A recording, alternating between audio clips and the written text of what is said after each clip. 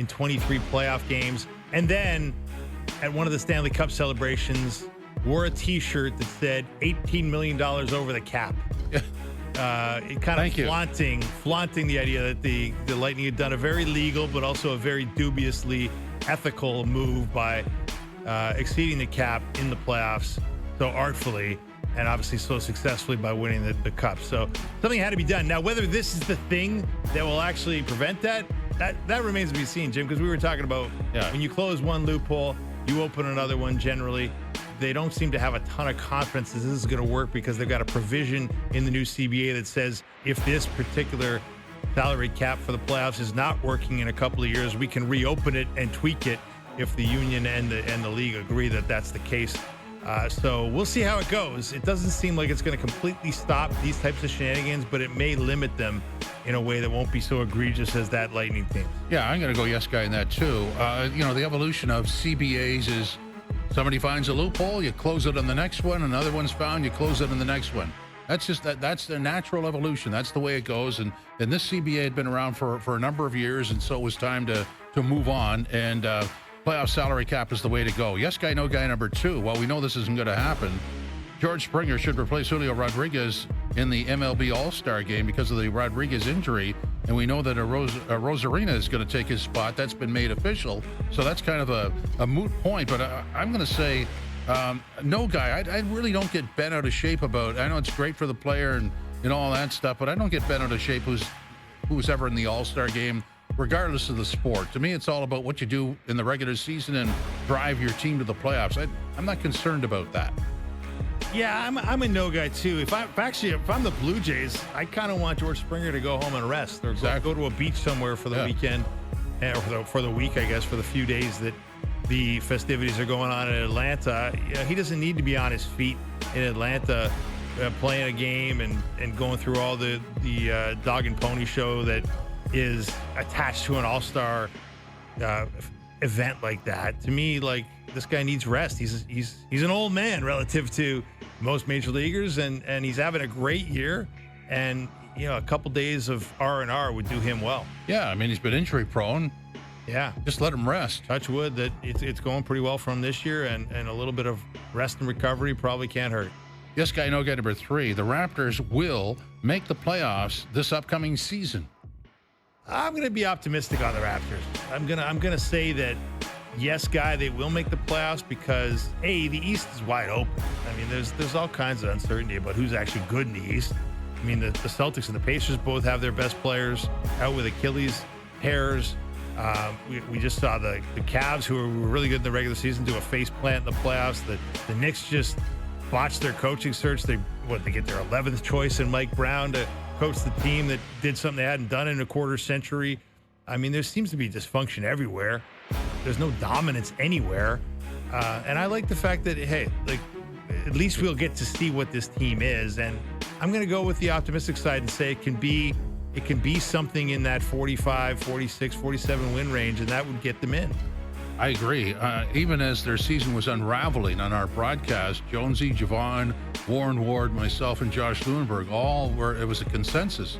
This team should be a 6th seed next season, just based on the growth of the young players they have, and with Ingram now healthy and ready to go, that starting 5 the way it is without any trades, we figure they were a 6th seed. Hey, the key phrase there is Ingram now healthy. Yeah. That actually is true for the bulk of this season. Yeah. Then I think they're for sure there. Whether it will be true, we know the history there, and it's not always perfect. We'll see. We shall. Yeah. Yes guy, no guy number 4. A decentralized draft. We're talking NHL. Will eventually be better than a centralized draft. Will eventually be better. I'm a no guy on this. I like the way the NHL did it. I thought it was unique. It was unique to the NHL, bringing all these teams onto the draft floor. Kind of folksy. It was folksy. It was cool. It was a great opportunity for the media, obviously, to interview people. It was a lot of fun to be at. And I think the new one, like, look, it was their first time doing it, Jim. So I'll give them some grace in understanding that they want to iron out the kinks of the decentralized draft, and they're going to keep the decentralized draft for the foreseeable future, it seems like. but it was not a good viewing experience. Well, that's you're talking about the TV show. Yeah, absolutely. But the TV show is the draft. That's what exactly. And the other one was a nice sort of family gathering with the hockey community. I used to love going to because you'd run into all kinds of hockey people, but I think they got trapped by trying to keep what they thought were prime elements from the way it was, and that would be the team greeting the player in the little room there, which was awkward as heck. Well, they did it by Zoom call. Yeah, it's just awkward. It's not good television. And then, of course, the player comes out and gets interviewed by somebody else. Just have the interview. Like, trim that back. Here's my thing for broadcasters. I'm not a broadcaster. I'm not a broadcast executive, and I'm barely a broadcaster. But my thing is just as a viewer, no one wants to watch a televised Zoom call. Okay? No. Nobody wants to watch a televised. Most people on Zoom calls don't want to watch it, yes. let alone the viewing audience. Exactly. Yeah, that's just awkward as heck. Really. There's the delay. Yeah. We should do that here. Count to 3 when I ask you a question. Luckily, this is not on Zoom. The show would be even worse, and that's hard to imagine. Yeah, well, we've all worked with delays in the past. They're not very exciting. And if you're watching it, even less exciting. So we both agree that's a no guy. Yes guy, no guy. Where are we at? Number 5. The home run derby is the best all-star skill competition, i.e. the 3-point contest, dunk competition, NHL skills competition. The home run derby is the best of all that. I'm probably against the grain on this, but I'm a yes guy on this. I love dingers. I'll watch dingers all night, and I really enjoy the home run derby. I always have a big family event around our house. We get the peanuts and the Cracker Jack, and we hunker down and really build a little home run derby pool and lay our bets and have some fun. Maybe we're weirdos, but I kind of enjoy it. Not that I don't enjoy. Like, I still enjoy the 3-point contest. It's a lot of fun. But now that Steph doesn't go in it, hasn't been as good, and nobody really good goes in the dunk contest. At least not very often. So it's a low bar, but I'm going to give it to the home run derby. I'm going to say no guy. I'm an anti-all-star break gimmick guy. I just don't. You don't like any of them? No, I don't. I never watched them. When I watched the Homer Derby, it's like, dude, he's tired. Or if it's a Blue Jay, oh, yeah, he's going to kill himself in the second half. His home run totals are going to drop off because he's fatigued. It's an uncomfortable view for me. Okay. But the way you mapped it out with the family thing and sort of the wagering line or the in-house pool, that works. You're in the majority. I think I'm definitely an outlier on this because I've expressed this opinion before and been absolutely hammered for it. But you know what? It's just how I feel, and I'm sticking to it. And same for the 3-point. It's great, and then all of a sudden, what's it worth? Yeah. It's like disposable entertainment. Yeah. As soon as it's over, it's over. You know what? The only good thing about those things is you do get some occasional classic moments. You get a Vince Carter doing what he did 25 years ago. You get a Steph Curry doing something special. You get I really love the one where they had Steph versus Sabrina there. With the crossover between the WNBA and the NBA. Those things, I think those things have a potential to be really fun, but it's hard to sustain them year after year after year. And time sort of erodes. Like the NHL, one of the very first ones that I think was noteworthy was the hardest shot. Yeah, that was fun. It was, but now nobody takes a slap shot, so what's it worth? Exactly. Exactly. So let's veer into that game we started the broadcast with, Mini-Max. So let's apply it to the Toronto Maple Leafs.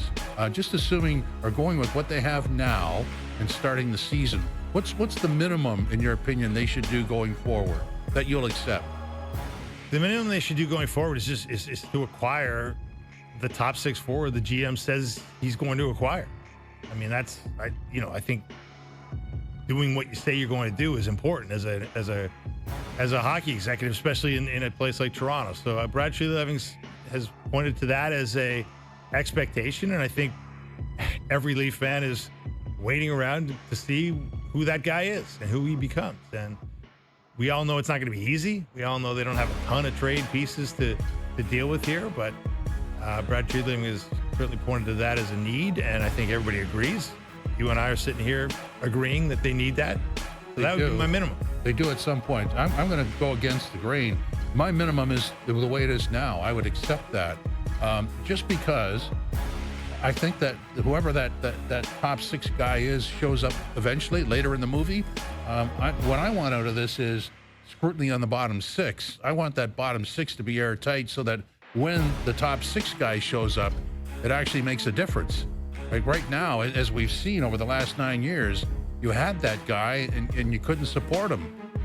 Yeah. It didn't work. Yeah, no, it's a good point. I mean, there's a lot to be said for that.